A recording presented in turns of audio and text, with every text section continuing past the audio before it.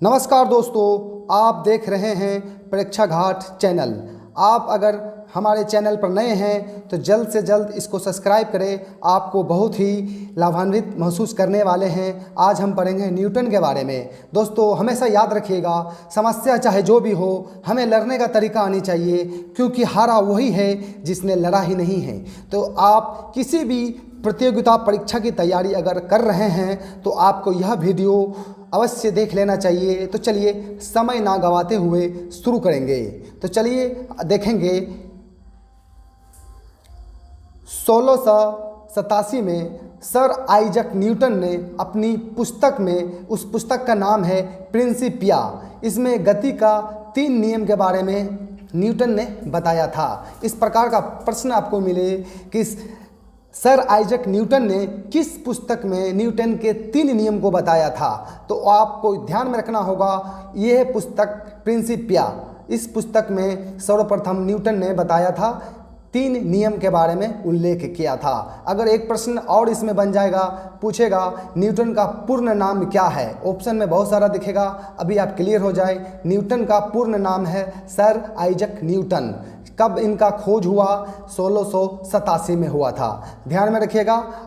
और 3 नियम कौन कौन से हैं यह भी देख लेंगे, तो आप धैर्य बनाए रखें, हमारे चैनल को पूरा देखें। प्रथम नियम को देख लेंगे। यदि कोई वस्तु स्थिर अवस्था में है, कोई भी वस्तु सदैव स्थिर रहेगी। यदि चल रही है उसी दिशा में उसी वेग से तब तक चलती रहेगी जब तक कोई वस्तु पर कोई भी बाहरी बल ना लगाया जाए। तो इस प्रकार का प्रश्न न्यूटन का प्रथम नियम में है। और देखेंगे प्रथम नियम के बारे में और क्या क्या चीज़ है, सारा चीज़ आज हम डिफिनेशन करेंगे।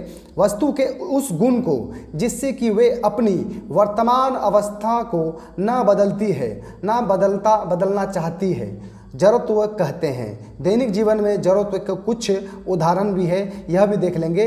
जब न्यूटन के प्रथम नियम को अगर प्रश्नों में पूछा जाए, प्रथम नियम को और किस नाम से जानते हैं, तो प्रथम नियम को और हम इसको जड़त्व नाम से भी जानते हैं। ध्यान में रखिएगा, ऑप्शन में आपको परीक्षाओं में मिले तो आपको घबराना नहीं है, जड़त्व प्रथम नियम को ही कहते हैं। और इनका उदाहरण भी देख लेते हैं। प्रथम नियम का, रेलगाड़ी या बस अचानक चलने पर उसमें खड़े यात्री पीछे की ओर गिर जाना। अगर एक गाड़ी चल रहा है, अगर उसमें ब्रेक लग जाए तो आदमी पीछे की ओर गिर जाए, तो यह किस नियम में आता है? तो ध्यान में रखिएगा, यह न्यूटन के प्रथम नियम में आता है। चलती हुई गाड़ी को अचानक रोक देने पर यात्री का शरीर आगे झुक जाता है। तो इस प्रकार का प्रश्न मिल जाए न्यूटन के किस नियम में आता है, प्रश्नों में 2-3 मिले तो ध्यान में रखिएगा यह प्रथम नियम में आता है। और इसका एक उदाहरण और भी है, यह भी देख लेंगे। एक गिलास के ऊपर काठ से ढक दिया जाए और काठ के ऊपर एक सिक्का रख दें। एक गिलास के ऊपर कार्ड रख देंगे, उसके ऊपर में एक सिक्का रख देंगे और कार्ड को तेजी से खींच लेंगे। तेजी से खींचने के बाद सिक्के गिलास में गिरना, पैर को हिलाने से अगर सिक्का गिलास में गिरना, यह भी इस प्रकार का प्रश्न मिले तो न्यूटन के प्रथम नियम में यह आता है। अब ध्यान में अभी ही क्लियर कर ले और आगे देखेंगे। पैर को हिलाने पर पका हुआ पैर टूटकर नीचे गिर जाता है। प्रश्नों में पूछा जाए कि पैर को हिलाने से पके हुए फल टूटकर नीचे गिरता है, तो यह न्यूटन के किस नियम के अंतर्गत आता है? तो यह प्रथम नियम में आता है। इनको आप ध्यान में रख ले, आगामी सभी प्रतियोगिता परीक्षा हेतु बहुत ही महत्वपूर्ण रहने वाला है। तो आप देखेंगे द्वितीय नियम देखेंगे, न्यूटन का द्वितीय नियम। न्यूटन के 3 नियम हैं, प्रथम नियम आप लोग देख लिए, अब द्वितीय नियम को देख लेंगे। वस्तु के संवेग में परिवर्तन की दर उस पर लगाए हुए बाहरी बल के समानुपाती होता है। ध्यान में रखिएगा, वस्तु के संवेग में परिवर्तन की दर उस पर अगर बाहरी बल लगाएंगे यह समानुपाती होता है,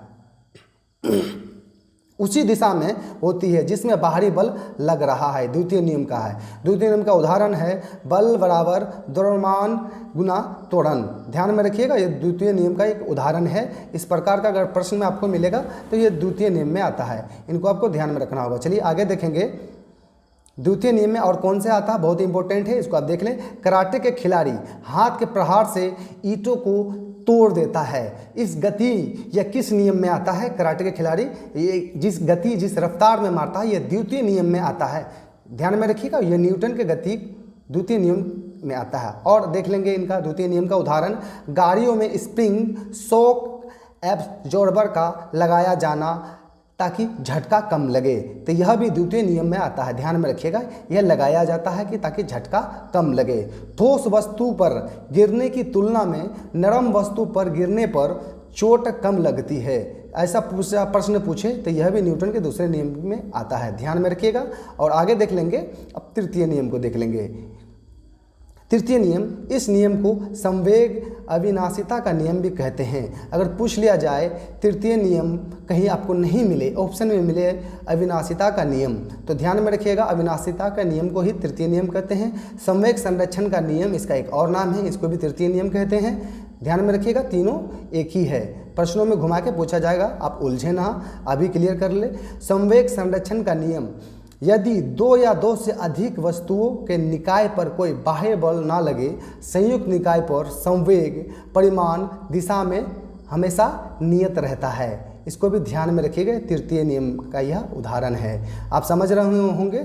आगे देखेंगे, दैनिक जीवन में तृतीय नियम या संवेग संरक्षण का नियम ऊपर आपको बताया गया था, ये एक ही नाम है। इनके कुछ उदाहरण भी देख लेंगे। कुएं से पानी खींचते समय यदि रस्सी टूट जाए, आदमी पीछे की ओर गिर जाए, तो ये किस नियम के अंतर्गत आता है? ध्यान में रखिएगा, यह न्यूटन के तृतीय नियम के अंतर्गत आता है। इनको आप ध्यान में रखिएगा।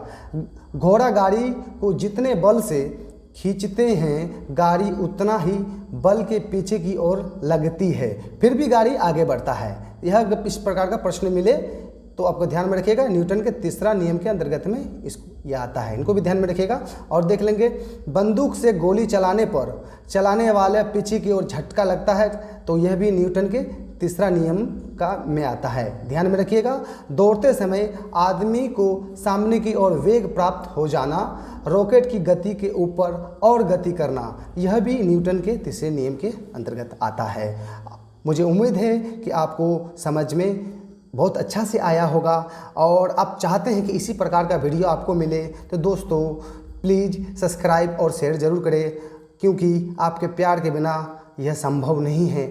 तब तक के लिए धन्यवाद। आशा करता हूँ फिर मिलेंगे अगले वीडियो में। तब तक के लिए इजाज़त दीजिए। धन्यवाद। आपका दिन और रात दोनों शुभ हो।